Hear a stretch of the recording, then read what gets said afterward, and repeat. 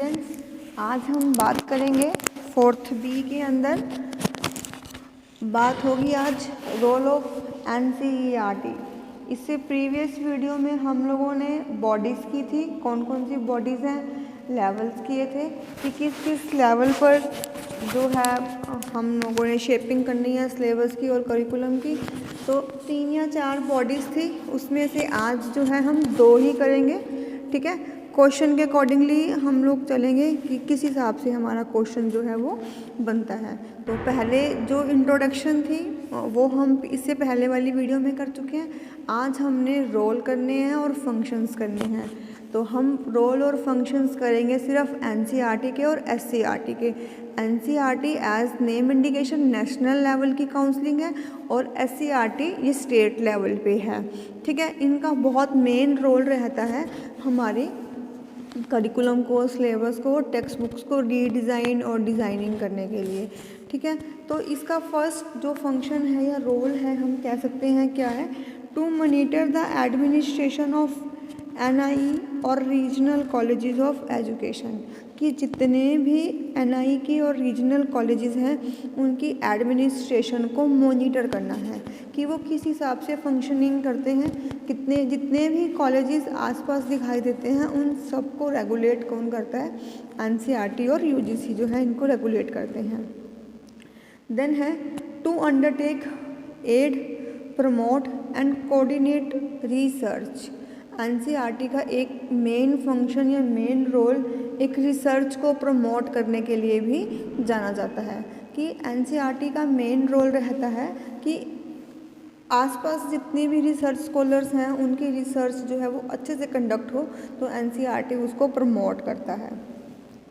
To organize pre service and in service education programmes.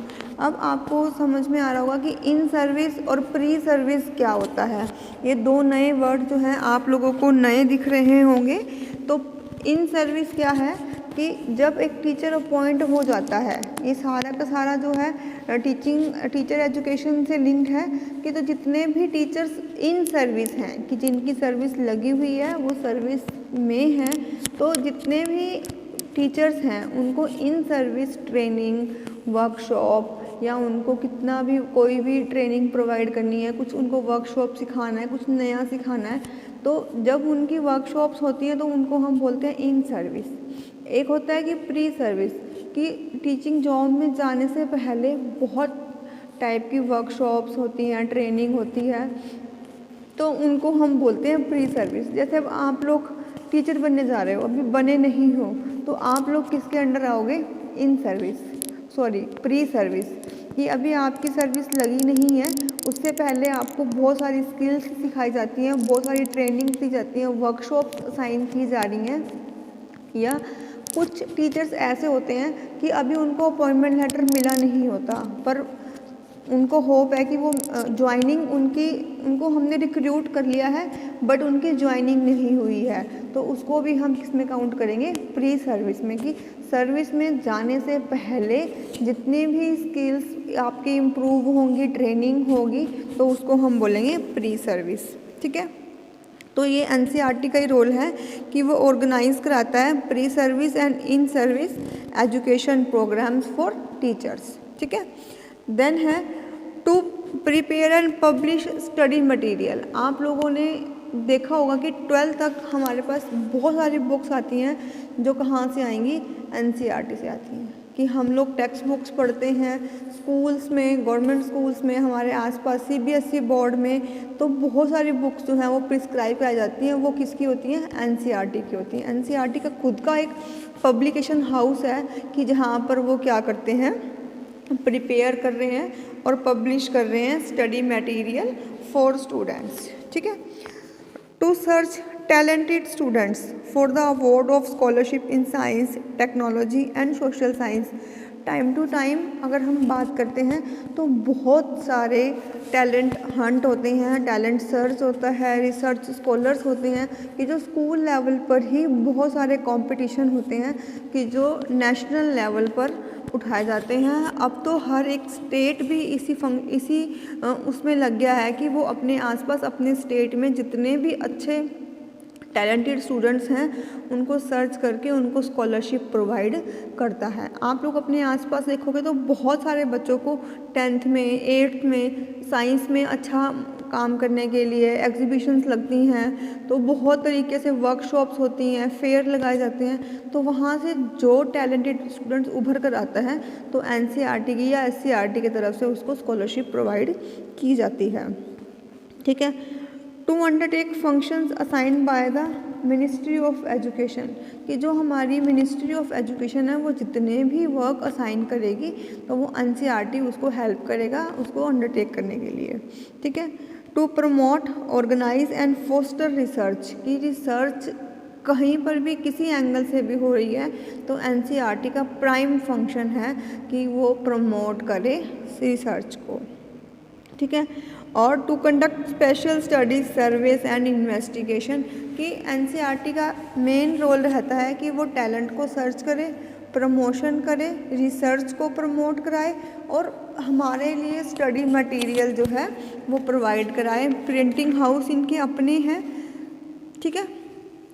तो main function इसका क्या रहता है, रिसर्च करना है और डेवलप करना है, in service pre service training provide करानी है, एक्सटेंशन वर्क करना है कि ताकि जो मेन ऑब्जेक्टिव है क्वालिटी है एजुकेशन की वो टाइम टू टाइम इम्प्रूव हो सके। ठीक है।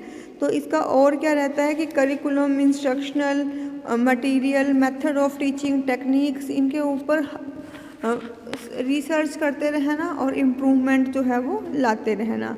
To conduct and promote educational research, education के ऊपर रिसर्च जो करवानी है वो NCERT का रहता है। To act as a cleaning house for ideas and information on all matters relating to school education and teacher education, तो क्लीनिंग हाउस की तरह काम करता है कि जो आउटडेटेड हो गए हैं उनको हटा दें और जो नए फ्रेश आइडियाज़ आ रहे हैं उनके ऊपर ये वर्क करना शुरू कर देते हैं। होप कि NCERT का रोल और फंक्शंस हैं वो आपको समझ में आ गए होंगे। ठीक है। हेडिंग्स के रूप में लिखे हुए आप इनको आगे एक्सप्लेन कर सकते हो। ठीक है। अब हम बात करते हैं SCERT की। SCERT क्या है? SCERT जो है स्टेट है। क्या है ये? State council of educational research and training. ठीक है। SCERT स्टेट के लेवल पे काम करता है। ये एग्जिस्टेंस में कब आई? ये 5 जनवरी, मीन्स कि आज के दिन ये एग्जिस्टेंस में आई थी 5 जनवरी 1979 को। ठीक है। इसके फंक्शंस हम डिस्कस करते हैं। To organize and implement the special educational projects sponsored by UNICEF, NCERT and other agencies for qualitative improvement of school education and teacher educators. दो को ये प्रमोट कर रहे हैं, स्कूल एजुकेशन को और टीचर एजुकेशन को। तो जितने भी टास्क NCERT प्रोवाइड करेगा स्टेट लेवल पर उनको कौन कंडक्ट करेगा? उनको SCERT कंडक्ट करेगा। ठीक है। To prescribe curriculum and text books for the schools and teacher training institutions. Okay.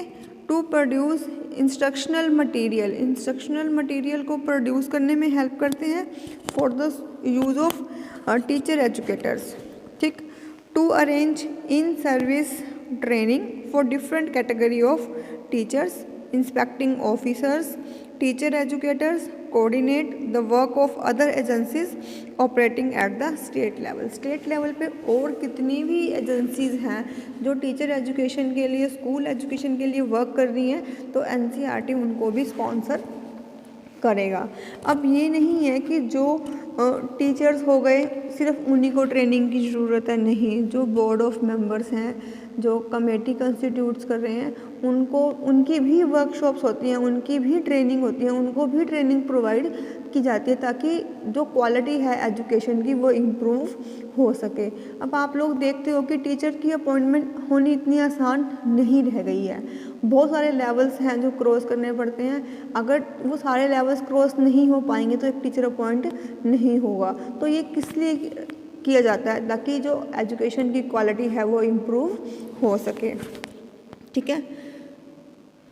To organize programmes including correspondence cum contact courses कि बहुत सारे कोर्सेज़ हैं जो टीचर्स के लिए अवेलेबल होते हैं, जो टीचर्स को ट्रेनिंग प्रोवाइड कराने में हेल्प करते हैं। To supervise the working of teacher training colleges, तो जितने भी डाइट्स हैं इन, जैसे अब बीएड कॉलेजेस हैं, इनकी फंक्शनिंग को एनसीईआरटी और यूजीसी मॉनिटर करता है, और जितने भी डाइट्स हैं और स्कूल्स हैं इनकी फंक्शनिंग को एससीईआरटी मॉनिटर करता है। इनका एडमिनिस्ट्रेशन जो है वो एससीईआरटी लॉक आउट करता है। To provide extension services to teacher training institutions at all levels in the state, कि जितने भी स्टेट पर रिसर्चेज होंगी, कि जितने भी स्टेट पर कोई टीचर ट्रेनिंग इंस्टीट्यूट खोलना है तो वो एससीईआरटी का काम होगा। To conduct studies and investigate on various problems of education, कि स्टेट लेवल पर अगर किसी भी तरीके की प्रॉब्लम आ रही है एजुकेशन के रिगार्डिंग तो एससीईआरटी उसमें अपना फुल सपोर्ट प्रोवाइड करेगा। To evaluate the adult and non formal education programmes, to conduct the public examinations specially at terminal stages like the end of the class, the end of the class 6th 4th, इस तरीके से। तो जितने भी हैं, अब 5th में हम देखते हैं स्कॉलरशिप मिलती है, फिर 8th में मिलती है, फिर 10th में मिलती है और फिर 12th में मिलती है। तो कुछ क्लासेस की गैप के बाद रखा जाता है ताकि एटलीस्ट बच्चा वहाँ तक जो है अपनी एजुकेशन कंप्लीट कर सके, और कोई भी प्रॉब्लम आ रही है तो ये दोनों बॉडीज़ हैं वो हेल्प करती हैं सिलेबस को मेंटेन करने में, रीडिज़ाइन करने में, उसको इम्प्लीमेंटेशन में लाने के लिए, शेपिंग करने के लिए। तो आज का क्वेश्चन जो था हमारा वो रोल और फंक्शन ऑफ एनसीईआरटी और एससीईआरटी। इससे पहले वाले क्वेश्चन में हम लोगों ने इसकी इंट्रोडक्शन की थी, बॉडीज़ देखी थी, लेवल देखे थे कि कौन कौन से हैं। आज जो हमने किया है ये पार्ट 2 है। 2 पार्ट्स में क्वेश्चन इसीलिए कंप्लीट किया है ताकि आप लोगों को समझ में आ सके, ठीक है।